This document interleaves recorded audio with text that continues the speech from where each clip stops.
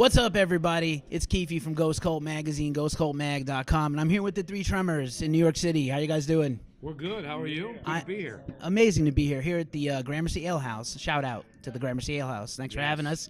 A lot of fun here. The Three Tremors on tour, first tour of America, debut album, amazing times. Power metal in America. Love to see it. How's it going for you guys so far? That's been great. The tour's been great. The crowds have been great, and this part of the tour is really great because the album's finally out. So we're used to touring the world without a record out yet. So now everybody's at least has some songs to sing along with and know. So and I have seen the difference. Now all of a sudden you see every song people actually know. Yeah. They've heard it. So it's been really great. Awesome. Yeah, I was actually watching the video again earlier today, and the crowd footage is awesome because people are totally into it. But I was like, the record wasn't out. Did they know the song, the Wrath of Asgard song? Did they know it yet? No. That's how good the songs are. That's how good the songs are. That's how good that video is. Really well done, by the way. It was better that in that time though, because if you messed the song up, nobody knew it. So now all of a sudden it's a lot more pressure we're under. Right on, right on. You know, one of the beautiful things about music is it's here for a second and it's gone. Fans memorize like you guys have to memorize every note and every lyric and everything, but it's there for a moment. You make a mistake, you move on. A piece of art is on the wall forever. Yep. But yeah, man, it's really great to have you here. I was particularly stoked, obviously, when you guys announced the project. It was really great to have you guys come together and do this. But I was particularly pleased that you were going to bring this on tour. I know it's tough to coordinate everybody's schedules. Ripper's in 10,000 bands. You guys have other bands. Amazing that you guys were able to kind of put this together with the guys from the Cage Band and come out on the road. This is really great for fans. Well, thank you. Yeah, I agree.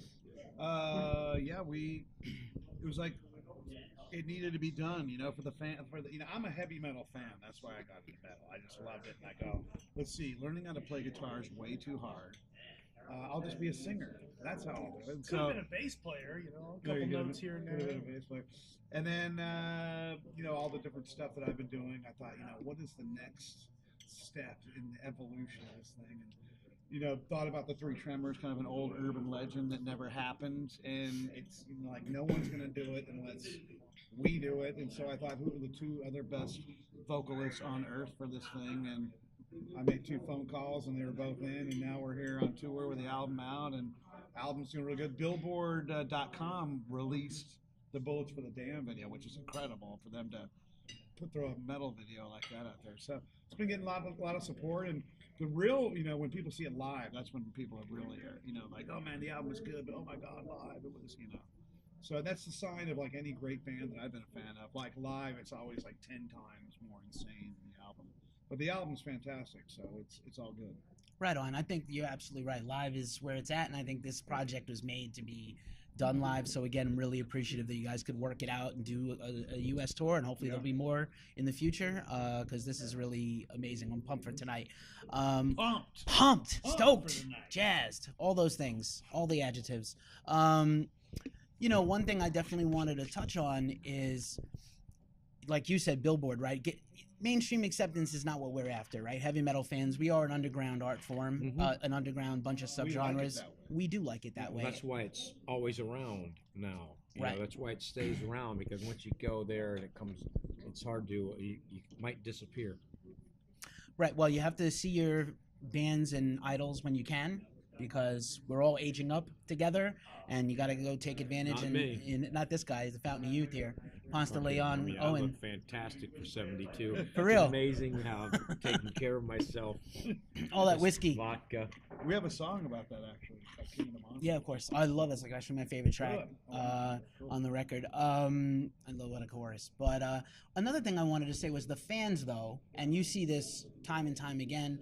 Spotify just put out numbers that the die-hard metal fans are actually more attentive to the genres than pop fans. Pop fans listen to a song a bunch of times and then they forget about it and never come back to it. And rock and heavy metal fans, and even I'm going to say power metal fans, a certain subset of metal fans are really loyalists. Except for buying the music. Because obviously they're buying pop music, and heavy metal fans are listening on Spotify to music or streaming it for free. That's kind of my take on it. Now if we could just get those loyal fans who make heavy metal #1 actually buy the music, then we'll be #1 on, instead of having pop music way up here. And Which, listen, don't get me wrong. It's still, again, good to be here because the hapless pop artist will be up here, and then they'll be gone in 5 years, and you'll never see them again. But I wouldn't mind being up here, having some people stop stealing music or downloading it or paying for, streaming it, where you get a penny for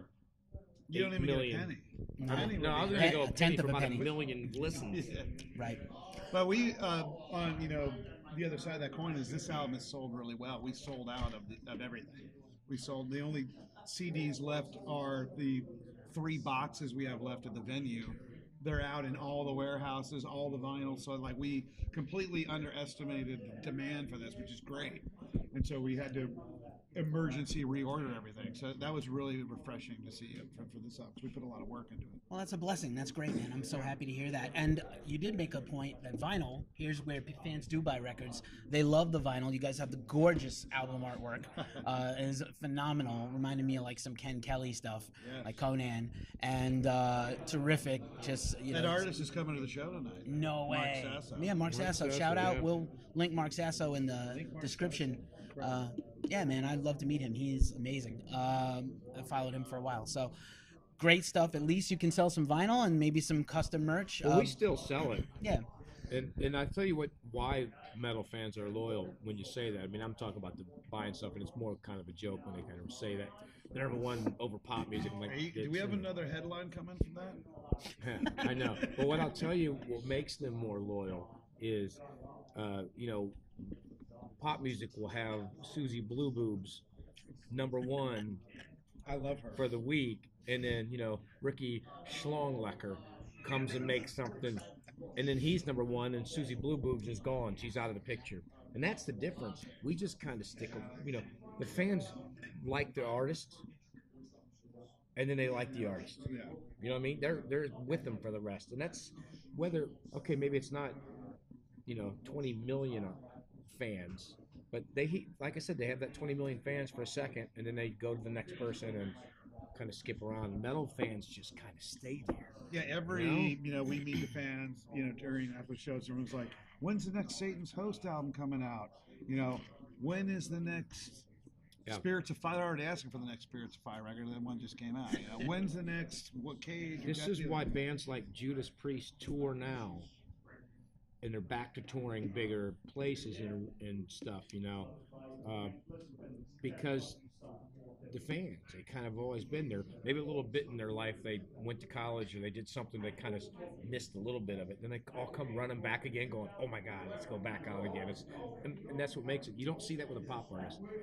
You don't see, Tiffany was just on the motorboat singing a Guns N' Roses song or something like that. You know what I mean? But you don't see. This is the truth. Remember Tiffany? But you I don't think see, we're alone now, Tiffany. Yeah, but you don't see them going and doing Yeah. outdoor sheds and arenas. You know what I mean? Right on. I'm totally guilty. I totally asked Cafferty in the interview about Spirits of Fire when the second one was going to come out, and he was like, "Come on!" But they asked Shout us out too. to Chris. Yeah, That's the same thing. It's like, Yeah. and listen, we always say we don't do this for one record. We No, do of it. course. He's already got the wheels turning for the 3 Tremors too. I think love it. It's all written. It's already written for us. Did he write it for us already? So We haven't written Did the already. last We just one gotta so show much. up. Just gotta show up, yeah. It's going to show up to do it. So let's talk about this record and keep it in the present, because I love talking about all this stuff, and I could be here all day, but I don't want to take up all your pre-show time. So when you guys come together to write, right, and clearly, you had this idea. How do you make, because there's a lot of there's amazing harmonies, there's a lot of call and response, there's a lot of cool vocal stuff on here.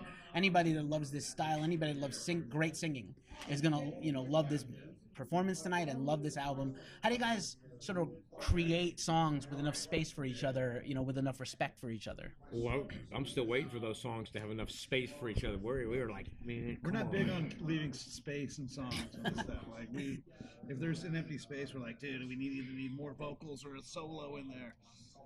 This particular one, the Cage guys and me got together and kind of wrote it so we could make it an easy path to actually complete a first record. It was uncharted territory. One of the reasons the old 3 Tremors never happened was because they said it was too hard. It was too ominous of a test. Hey, quiet over there.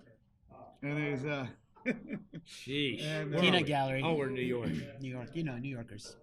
So we put together the album. I wrote, the lyrics. We worked on the melody lines, and I presented my finished product to them, which they kind of emulated and then threw on their own spin.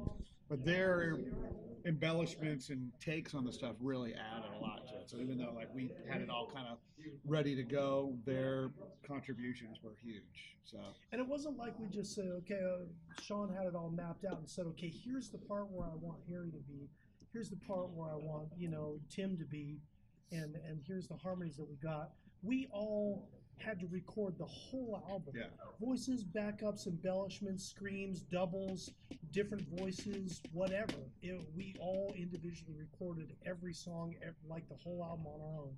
And then it was up to them to figure out what fit and what didn't.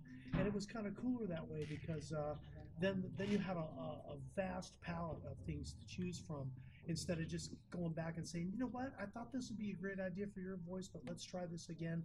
Let's bounce these tracks back and forth. That would have been very timely. And what if like Harry only has a 2-week window to record these tracks in, and then he's too busy to do something else. Let's have him record the whole freaking thing and then put as much as he can on there, whether we're going to use it or not. Just go overkill with it. And then what they decide to use is great. And just don't be, bummed if half of your parts that you wanted to make on there just didn't make it. That happens to actors all the time. They go in there, they do a great cut. They do like maybe 15 great cuts. And then they watch the movie or hear from other people, and they're like, "Oh man, that whole scene got cut. That whole scene, that was my favorite fucking thing." But we plan on releasing actually the 3 solo versions of the record. That's going to be one of the next moves. That's going to be a treat. Wow. Well, just because we did it that way, And they're fantastic. They're great. It's so fucking great, man. It's like, why not? We didn't hear his version of the record. It's insane. Oh, I bet. Yeah, I did like a Frank Sinatra kind of a vibe, kind of Lovely, everybody. Yeah. I'm with it. I saw Frank Sinatra and Slayer in the same week in 1991, so that's my claim to fame. Beside And you didn't this, have a heart attack? I didn't have a heart attack. I was in music school at the time, and I defied everything to go to those 2 shows because they were all, your classically trained teachers don't want to hear about rock, and they certainly sometimes they'll approve jazz, but usually not in between. Never the twain. But what a confluence to have you guys together, and again, what a treat to have this project come together. I got to thank you all from the fandom. Take aside the journalism stuff for a second and just say, as a fan, this is really exciting, and exciting time for music. And I think going back again to sort of who is a fan and who isn't a fan, I think it's kind of funny. It feels like heavy metal and power metal have never went away, but they're certainly getting, like, the regular rock and heavy metal fans are catching up now. absolutely A lot of power metal in America this year. We had the Pumpkin Store last year, which was ridiculous, and all these great bands and all these amazing little side projects that are sort of on the cusp of heavy metal and power metal. So what a great time for the genre, and you guys are a part of that. So we're leading awesome. the charge. This is like a heavy metal revival to me. Like, a lot of people that hear the record like, man, this made me feel like I was in high school again. I just get stoked when I hear that, man. It just makes me feel like. So I remember when I first got into metal in high school, man, I was just like all about it, and that's why I ended up living this lifestyle because of that. And now it's a celebration of that, and it's a bit over the top, and it's meant to be over the top. It's meant to be, on 11, steroid injected, testosterone fueled, speed burner.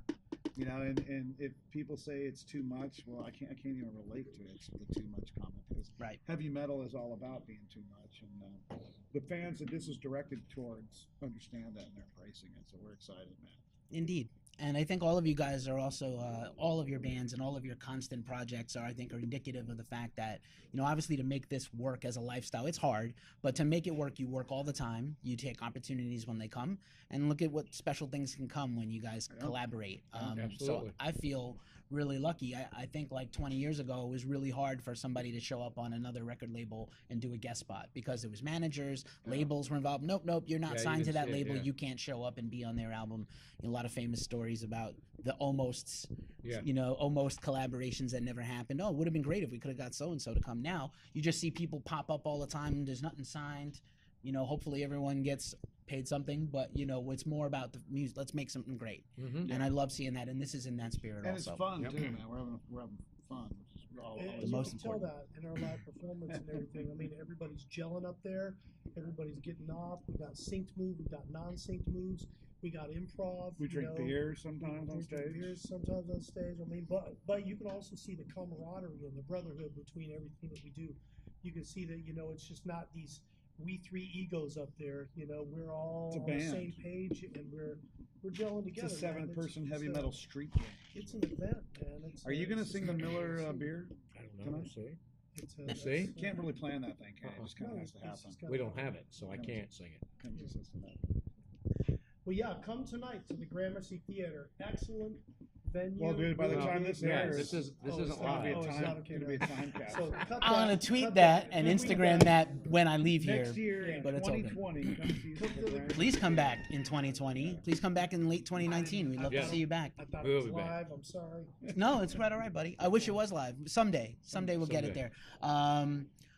One last thing, because of course I have you all here and I have to ask. Certainly it's the winter, so it's kind of you're used to this shit weather. But what do you do to like stay vocally fit on the road? You should have seen our drive home last night from New Jersey. You try to sleep.